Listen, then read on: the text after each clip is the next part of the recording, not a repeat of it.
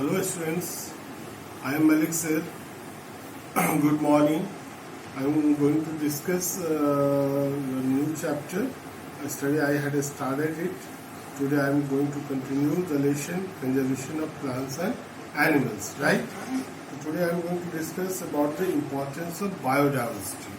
Biodiversity के importance के बारे में बताऊंगा। आपने देखा कि बायोडाइवर्सिटी में ह्यूज वेराइटीज ऑफ प्लांट्स और एनिमल्स रहते हैं, है ना, जो एक दूसरे पर अपने जरूरतों को पूरा करने के लिए एक दूसरे पर निर्भर भी रहते हैं। मतलब चाहे प्लांट्स हो चाहे एनिमल्स हो, सभी जितने भी तरह की वेराइटीज ऑफ एनिमल्स और प्लांट्स हैं, सभी एक दूसरे पर अपनी जरूरतों के लिए डिपेंडेंट रहते हैं, निर्भर रहते हैं। ठीक है, तो एवरी कंपोनेंट ऑफ बायोडाइवर्सिटी, चाहे वो माइक्रो ऑर्गेनिज्म हो,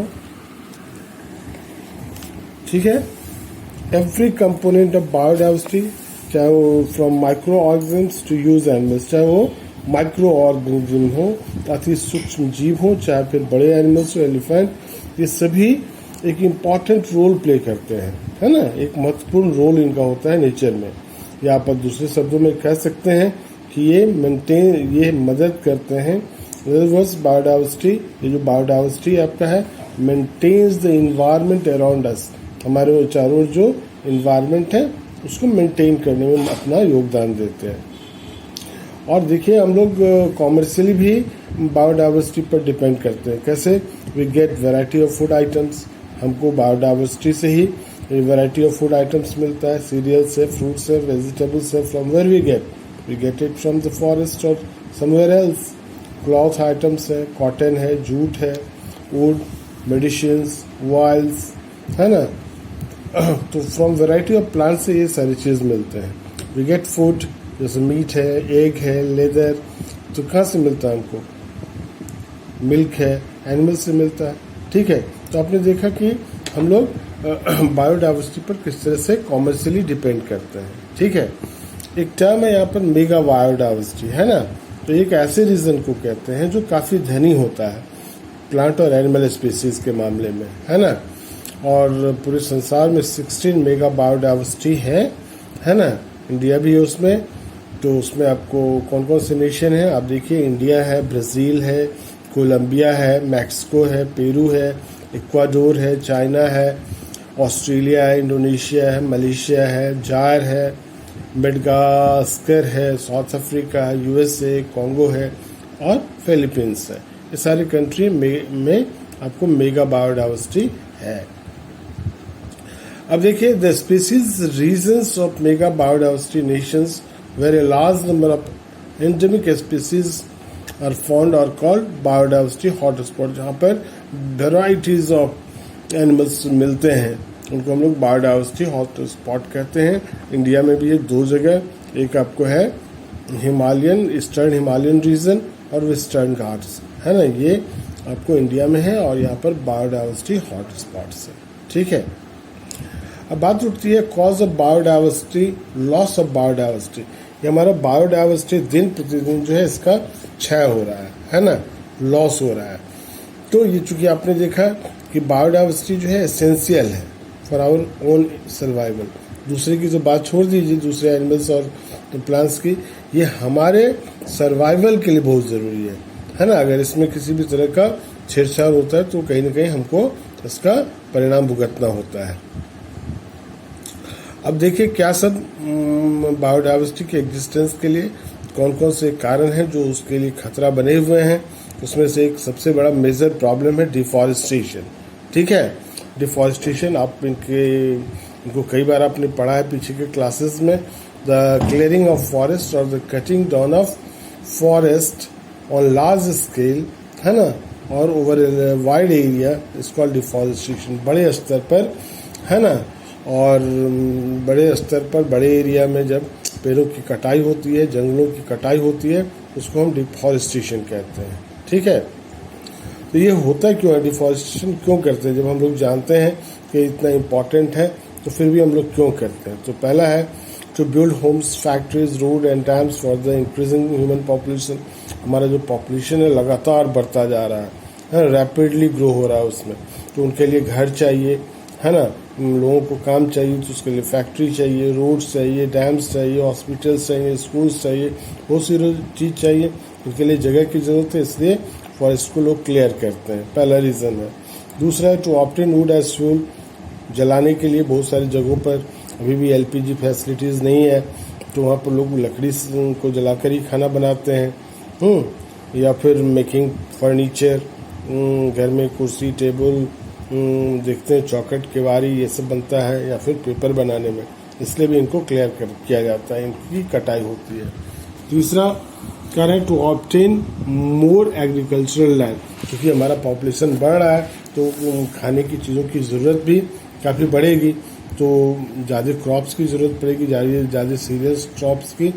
हाँ, तो अपने पॉपुलेशन को फीड करने के लिए अधिक से अधिक खेती के लिए ज़मीन चाहिए होता है, जिसके लिए लोग फॉरेस्ट को क्लियर करके एग्रीकल्चरल लैंड में उनको कन्वर्ट करते हैं।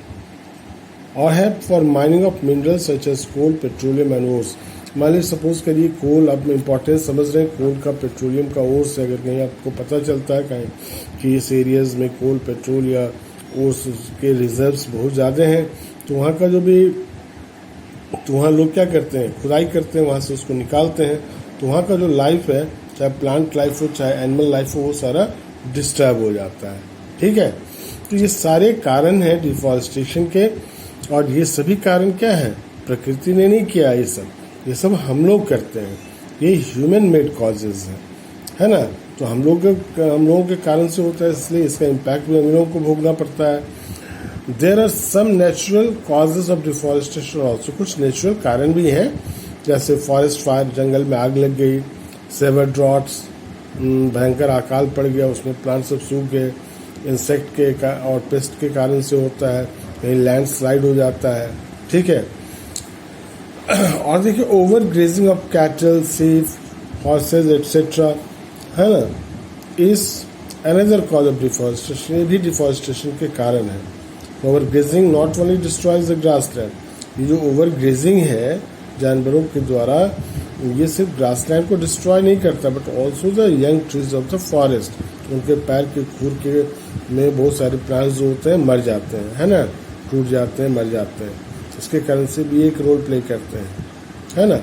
अब बात उठती है ये डिफॉरेस्टेशन के कारण से होता क्या सब, what R be the consequences, प्रभाव क्या सब है डिफॉरेस्टेशन के।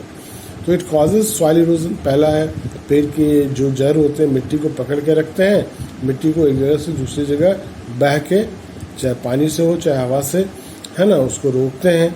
तो इसलिए इसके अगर डिफॉरेस्टेशन होगा, प्लांट्स कटेंगे, तो ऑफ कोर्स वो सॉइल इरोजन हमारा बढ़ेगा।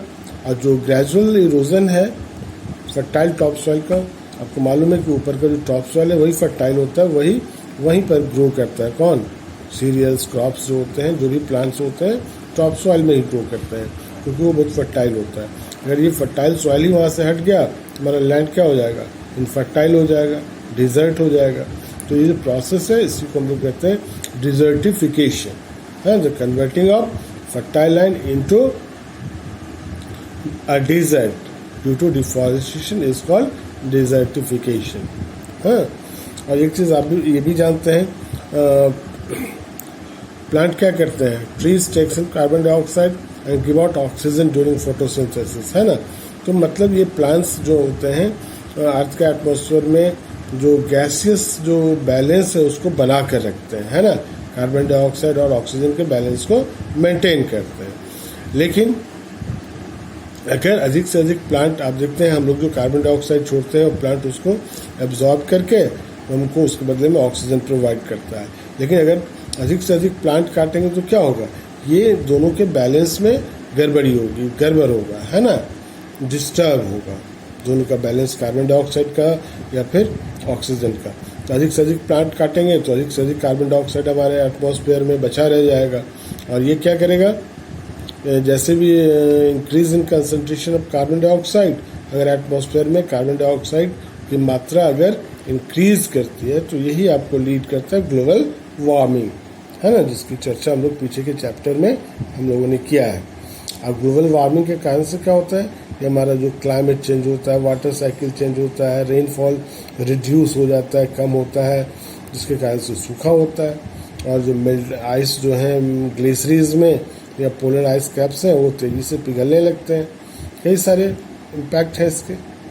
और तीसरा है it decreases the water holding capacity of the soil. पानी जो सॉइल है हमारा, पानी को जो पकड़ के रखता है वो क्षमता जो है सॉइल की घटने लगती है ना। इसलिए deforestation decrease the water holding capacity of the soil, और इसके कारण से एंड कॉज फ्लड, और इसके कारण से फ्लड आने की संभावना ज़्यादा रहती है। Forest are natural habitat of many species. बहुत सारे स्पीसीज का ये नेचुरल हैबिटेट है एनिमल्स का। अगर फॉरेस्ट ही नहीं रहेगा, अगर हम फॉरेस्ट को काट देंगे तो क्या होगा, उनका हैबिटेट जो है ख़त्म हो जाएगा। तो इसके कारण से उनके ऊपर एक बड़ा खतरा उनके सर्वाइवल का हो जाता है। जैसे कि एक एग्जांपल देखिए यहाँ पर, ये जाइंट पांडा, ठीक है, ये वनरेबल है, रियल इंडेंजर्ड है स्पीसीज है, क्योंकि इट सर्वाइव्स, क्योंकि ये सिर्फ बैम्बो सूट्स के ऊपर, जो नए नए सूट्स होते हैं बैम्बू के, उसी के ऊपर ये डिपेंड होता है, यही उनका खाना है। लेकिन पिछले कुछ दशकों में क्या हुआ है ना, हाफ ऑफ बैम्बू फॉरेस्ट, जो बांस का जो जंगल था उसका आधा हिस्सा जो है, लगभग आधा पार्ट जो है लोगों ने उसको काट दिया है ना। Which are the natural habitat of the panda have been cleared, why, for farming and in the name of development, विकास के नाम पर या फिर फार्मिंग के नाम पर, जिसके कारण से उनका अस्तित्व ही खतरे में आ गया है। कुछ ही पांडा जो है, जाइंट पांडा लेफ्ट रह गए हैं अपने नेचुरल सराउंडिंग्स में, ठीक है। और दूसरा देखिए कॉज, एक है इलीगल हंटिंग, है ना। टाइगर्स हो, एलिफेंट्स हो, लेपर्ड्स हो, राइनोसोरस हो, वेल्स, सील्स और भी कई सारे जानवर हैं, उनको मारा जाता है। ये सभी थ्रेट में है, अंडर थ्रेट है, क्योंकि because they are hunted for their skin. क्यों मार दिया जाता है ना, स्किन के लिए, फर के लिए, टस्क के लिए, क्लॉज के लिए, मीट के लिए, फिर दूसरे बॉडी पार्ट्स के लिए। ये जो हंटिंग है इलीगल, ये सरकार तो कहती नहीं है ऐसा करने के लिए, लोग इलीगल चोरी छुपे इसको करते हैं। तो ये जो इलीगल हंटिंग है वाइल्ड एनिमल्स का फॉर कमर्शियल यूज, है ना, इसी को हम लोग पोचिंग कहते हैं। तो illegal hunting of wild animals for commercial use is called poaching, है ना। अब देखिए एक जो इंडियन फॉरेस्ट में आपको चीता बहुत कॉमन एनिमल हुआ करता था, इनके हंटिंग के कारण से इनकी मात्रा इतनी हो गई है, मतलब वो एक्सटिंक्ट हो चुके हैं, मतलब अब हमारे जंगलों से गायब हो चुके हैं। उसी तरह एक डोडो बर्ड है जो आपको मॉरिशस में काफ़ी मिलता था, अब वो सिर्फ किताब में फ़ोटो रह गया है ना। किताबों में हम लोग फ़ोटो के रूप में ही उसको देखते हैं, क्योंकि अब ये संसार में एग्जिस्ट नहीं करता है, ठीक है। कुछ और भी कारण हैं जिनको कल मैं डिस्कस करूँगा, है ना, 2-3 कारण और हैं, ठीक है। लॉस ऑफ बायोडाइवर्सिटी के उनको कल करूँगा। आज के लिए इतने ही। Thank you, have a nice day.